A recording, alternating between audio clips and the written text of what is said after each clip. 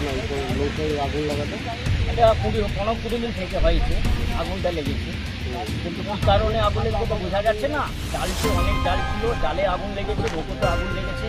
আমরা ওইটা দেখতে গিয়ে জল, সমুদ্রে জল নিয়ে আগুনটা নেমার জন্য চেষ্টা করি। আগুনটা নিমেছে। হ্যাঁ, নৌকাটা মালিক এসছে, রতনপুর বাড়ি মালিক আছে।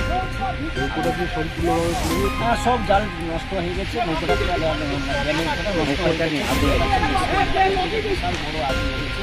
কী কারণে আগুন লেগেছে বোঝা যাচ্ছে না, কিন্তু বুঝতে পারছি না কী কারণে। কোনোদিন হয় না, এই ঘাটে কোনোদিন হয় না। এটা খুব ফাঁস।